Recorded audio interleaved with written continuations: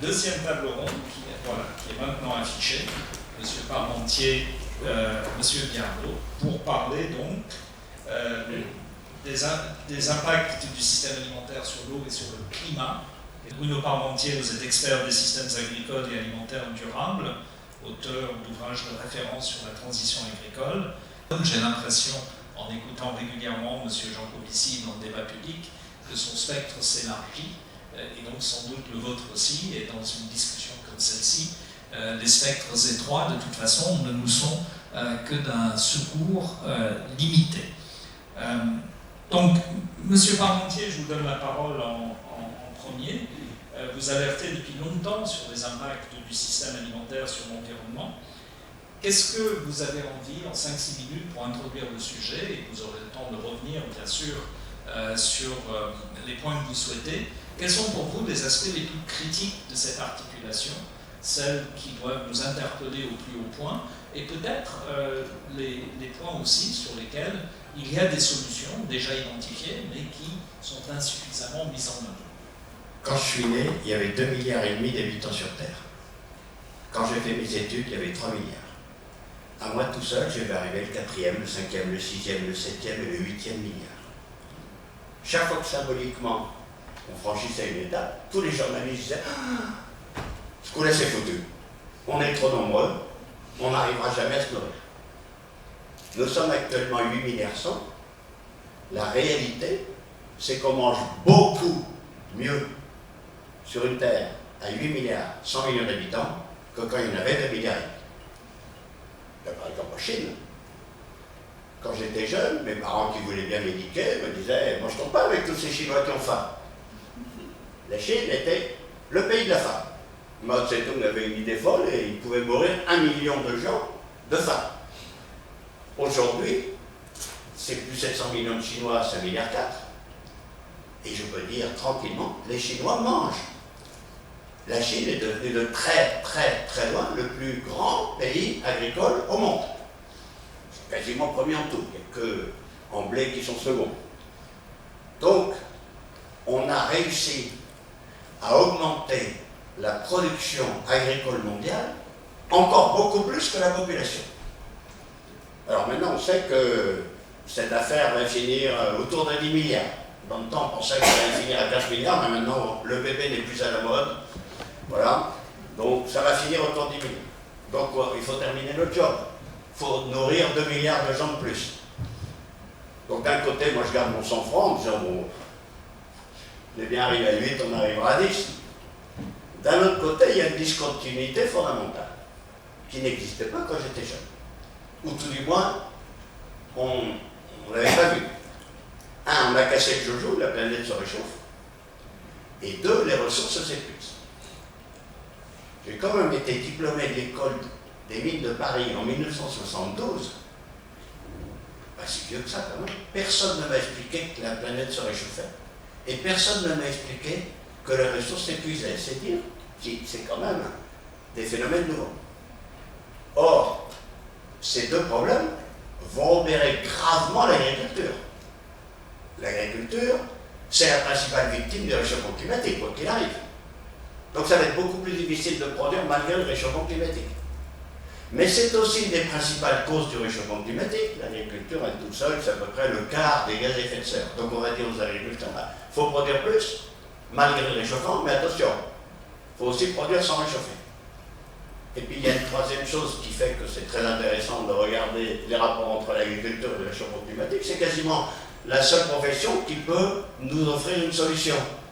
Parce qu'on a beau discuter, voilà, on est complètement shooté, hein, on continue à réchauffer la planète quoi qu'il arrive. Bien.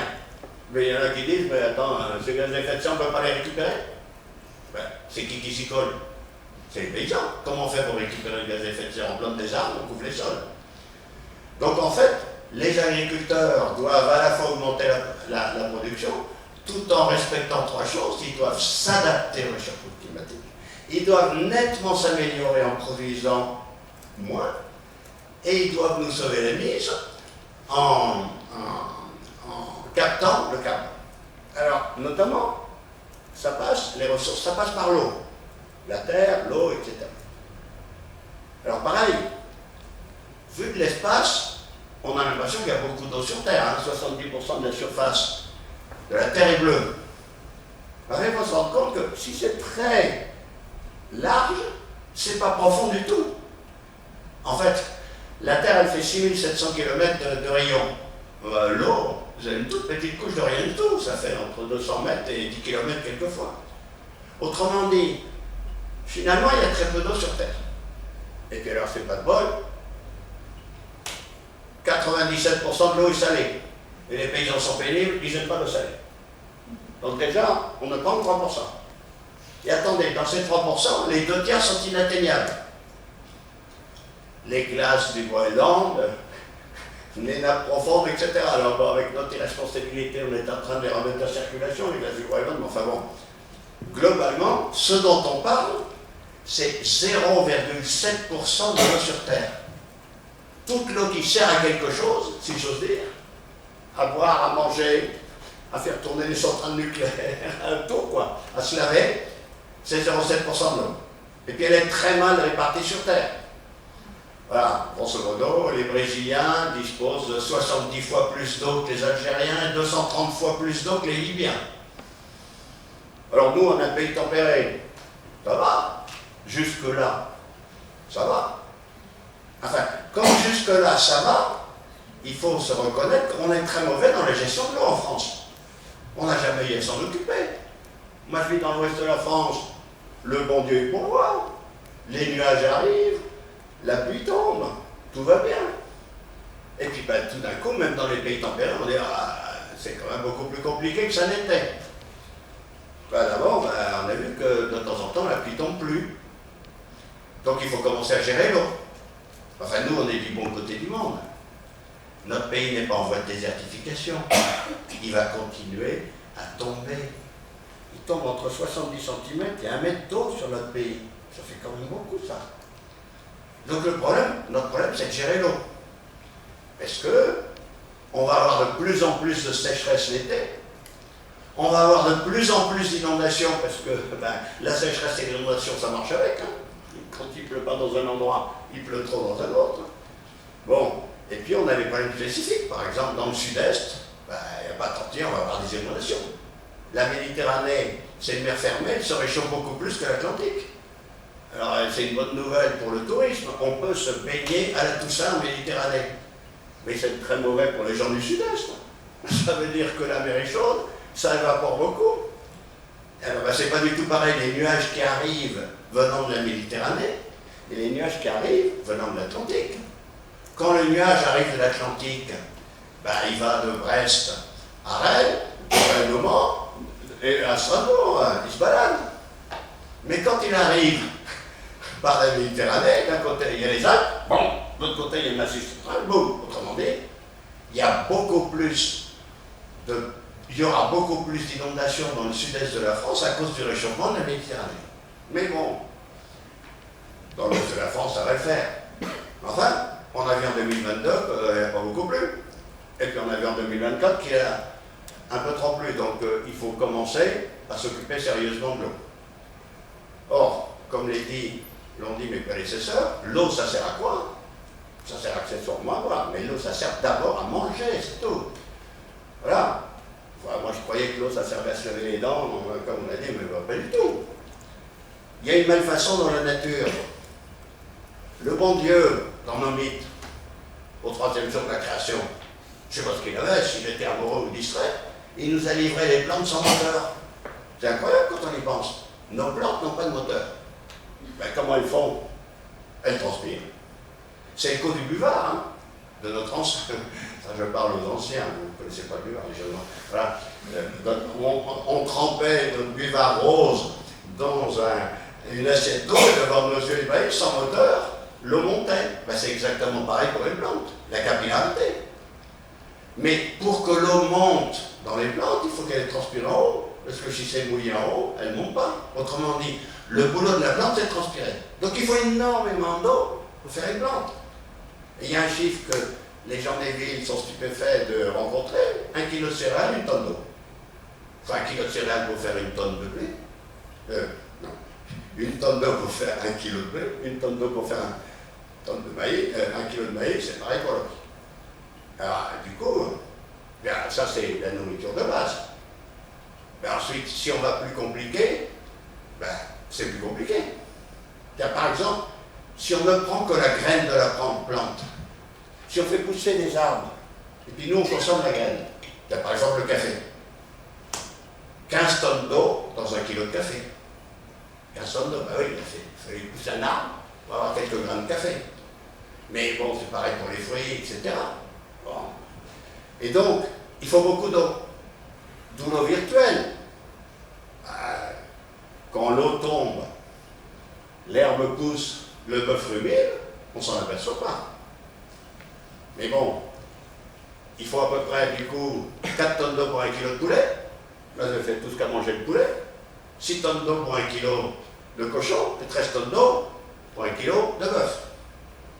Alors, si vous êtes comme moi, carnivore, quand même, c'est bien d'avoir une carafe d'eau sur la table. Pour remplir notre assiette, il faut 4 tonnes d'eau tous les jours. Autrement dit, ce dont on a eu besoin pour remplir notre assiette, c'est l'équivalent de 50 douches. Donc c'est bien de supprimer la douche pendant qu'on se savonne, enfin c'est quand même 50 douches. Hein. Alors ceux qui sont végétariens, c'est moins. C'est 19 douches seulement. Mais donc il y a le problème, boira-t-on assez d'eau pour manger? Non, et donc, notre problème... Quand on parle de tonnes d'eau comme vous êtes en train de le faire, en fait, c'est ce qui tombe sur 1 mètre carré en une année. Alors, ramenons aussi ça à l'élément surfacique. 1 tonne d'eau, c'est ce que la pluie nous donne chaque année sur une surface. Chez nous, voilà. Chez nous, pas en Libye. Hein. C'est ça. Chez nous, c'est voilà, 700 kg à peu près, voilà, puisque c'est 70 cm. Bon, alors maintenant, on était nul en gestion de l'eau. Ben, il faut commencer à s'y mettre. Je peux passer encore 3-4 minutes, quelques exemples concrets. Bien. On va faire des tomates. Les tomates, ça a besoin d'eau. Alors déjà, attendez, on aime les tomates, non? Enfin, c'est pas les tomates françaises. Dans la division internationale du travail, les Français font du blé pour que les Espagnols mangent du pain, et les Espagnols font des tomates, des abricots et des pêches, pour qu'à Paris, on mange des tomates, des abricots, des pêches. Bon, on consomme à peu près 600 000 tonnes de tomates par an, donc 300 000 qui viennent d'Espagne ou du Maroc. Bon, moi, je suis entièrement d'accord pour la politique agricole commune. Tout le monde mange du pain et tout le monde mange de la tomate. Donc, de temps en temps, ça fait des fâcheries, mais enfin, à l'intérieur, choisir un grand espace, prendre conscience que l'Île-de-France ne peut absolument pas nourrir Paris, la Gironde ne peut absolument pas nourrir Bordeaux, l'Hérault ne peut absolument pas nourrir Montpellier, que donc, il y a quand même besoin d'échanges. Alors, je ne dis pas qu'il faut aller chercher de la nourriture au Brésil, mais enfin déjà, bon. Alors l'Espagne et le Maroc sont en voie de désertification. Ce qui est maintenant sûr, c'est qu'on ne pourra plus manger des tomates d'Espagne ou du Maroc dans 20 ans. Qu'est-ce qu'on va faire? C'est à nous de refaire des tomates. Attends, excusez-moi, pas dans le sud de la France. Dans le sud de la France, il fera trop chaud aussi, il est trop sec. Notamment pas dans les Pyrénées orientales. On a un département en voie de désertification quand même, hein. C'est la pluviométrie du Sahel.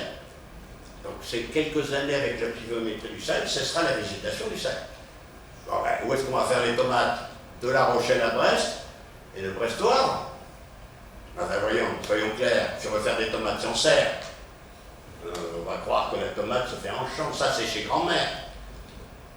Il faut 5 fois moins de terre et 3 fois moins d'eau pour produire de la tomate en serre, produire de la tomate en terre. Et quasiment pas de produits chimiques. Et quasiment bio, la tomate en serre. Donc voilà, soyons clairs, le programme, c'est qu'il faut réinvestir dans 1000 hectares de tomates dans l'ouest de la France dans les 20 ans qui viennent. Ne serait-ce que pour continuer à manger des tomates et peut-être en exporter un peu en Espagne. Alors tenez, dans le sud-ouest de la France, on aime le maïs. Quelle drôle d'idée d'avoir implanté du maïs quand même. C'est fou ça. Enfin, moi j'ai vécu 4 ans au Mexique. Le maïs il pousse bien au Mexique. Le maïs au Mexique, c'est pas, il n'y a pas 4 saisons, il y a saison sèche, saison des pluies. Donc le maïs, il pousse au Mexique quand il pleut, dans la saison des pluies, de juin à octobre. Et puis on prend un truc qui a besoin de boire de juin à octobre, on l'installe dans un endroit où il pleut très peu de juin à octobre. Donc quand on passe d'un champ de blé à un champ de maïs, c'est à peu près pareil, il y a toujours besoin d'une tonne d'eau par kilo de céréales, sauf que le blé, il est adapté chez nous, il boit quand il pleut, mars, avril, mai. Le maïs, il boit quand il ne pleut plus. Donc quand on fait du maïs, il faut stocker l'eau de février, mars, avril pour la ressortir en juillet, août, septembre, mais ça ne plaît pas aux Parisiens. Alors dans le sud-ouest de la France, on irrigue le maïs. Ça fâche tout le monde. Mais c'est fini de toute façon. Il n'y aura plus d'eau dans la Tour, il n'y aura plus d'eau dans la Garonne en été, puisqu'il n'y a plus de glacier. Et donc on réfléchit.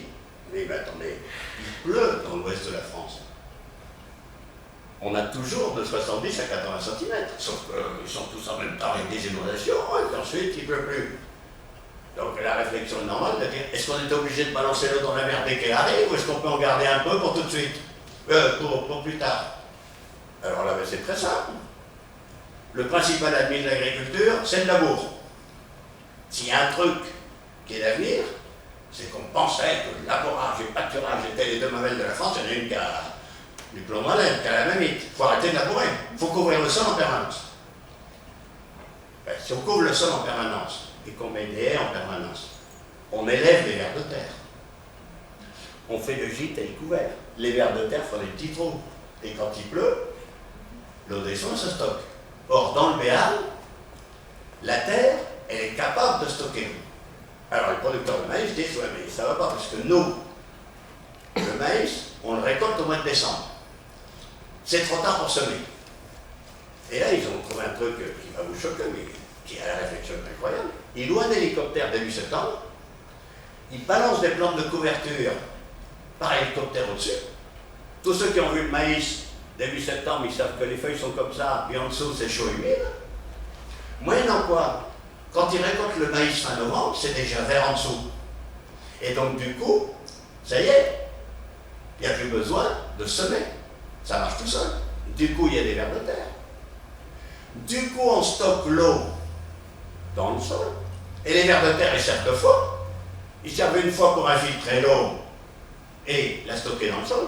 Et ils servent une deuxième fois pour que la plante annuelle allonge ses racines. Parce que la plante annuelle, quand elle est sur un sol durci, elle a du mal. Elle fait ses racines sur 50 cm.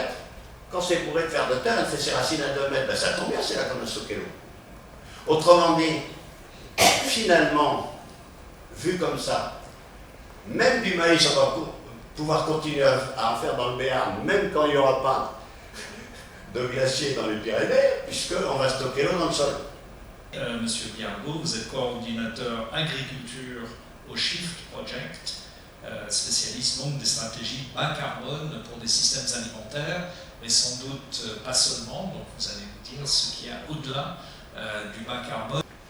Alors nous, on a plus travaillé sur les enjeux énergétiques et climatiques. Le Shift Project, c'est un think tank qui travaille d'habitude sur ces enjeux-là et qui, jusqu'à il y a quelques mois, s'était pas vraiment intéressé à l'agriculture. La plupart de mes collègues, c'est des ingénieurs énergéticiens, et donc ils ont une vision très linéaire. Donc quand il a fallu ramener les questions agronomiques sur la table, ça a été une petite rudesse pour intégrer d'autres éléments dans notre spectre de réflexion.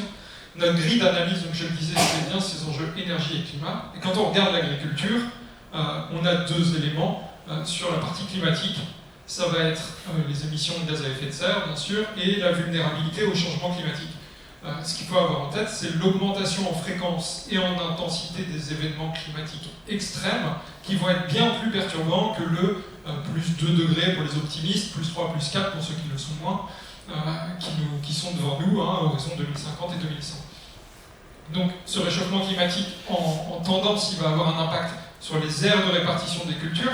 Bruno parlait du maïs dans le sud ou des tomates qui vont potentiellement remonter dans le quart nord-ouest. Donc ça, c'est quand on intègre ce changement climatique en tendance. On a un deuxième élément qui vient perturber tout ça, c'est, je le disais, donc ces variations de rendement d'une année sur l'autre avec des perturbations. Les années régulières vont être de moins en moins fréquentes et il y aura de moins en moins d'années normales et de plus en plus d'années anormales au sens météorologique.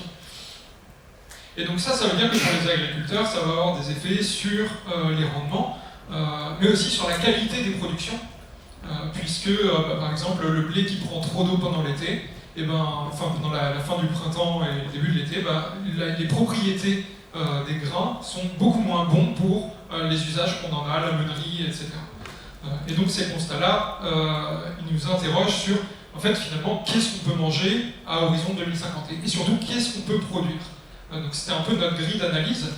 Et donc notre enjeu, c'était de se projeter à 2050 au regard de l'offre. Donc pour l'instant, on n'a pas regardé la partie demande, la partie alimentaire, en disant, voyons déjà ce qu'on est capable de produire.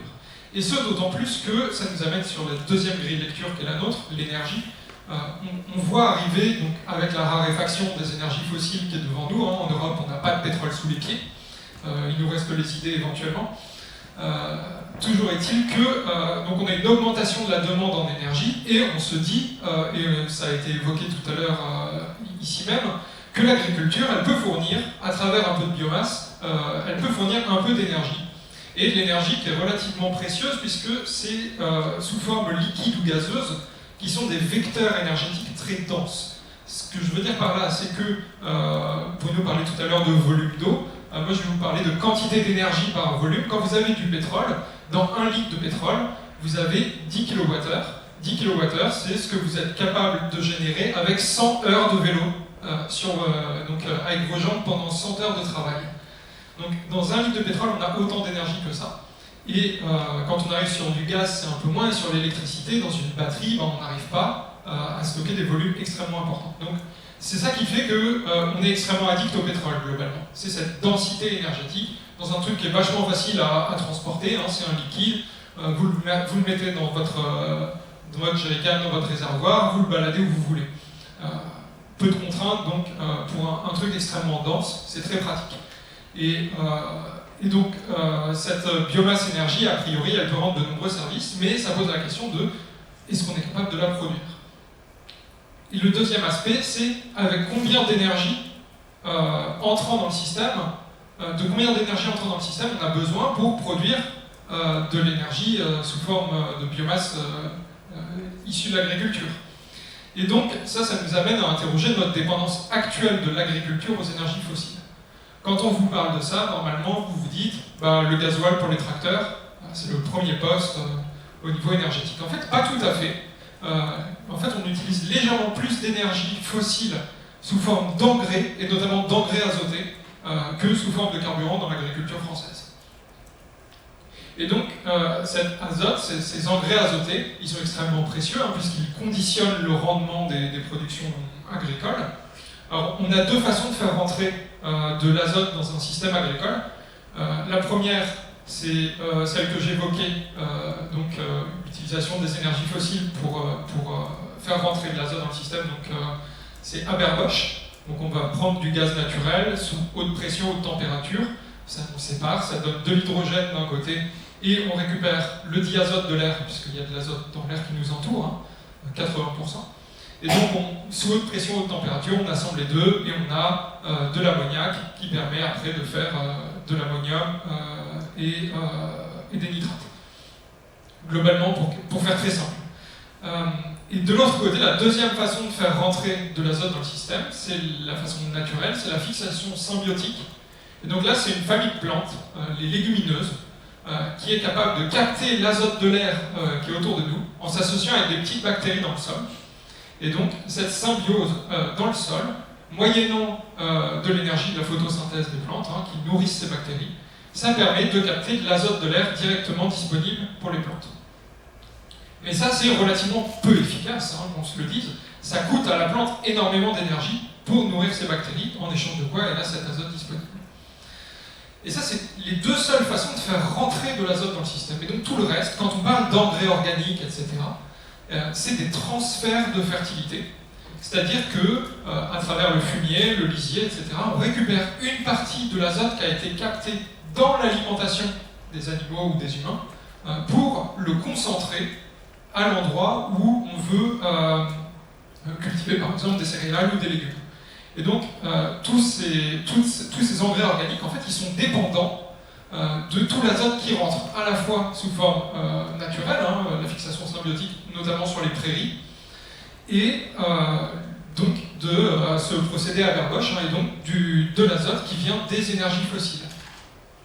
Et ça veut dire aussi que la quantité d'azote organique dont on dispose aujourd'hui, il dépend en premier lieu de la quantité d'engrais chimiques de synthèse qu'on a fait rentrer dans le système. Puisque une partie de ces engrais organiques dont on parle, c'est les fumiers de volaille, c'est les fumiers, les lisiers des systèmes porcins. Ces animaux-là, ils mangent quoi? Ils mangent des céréales et du soja, pour caricaturer un peu.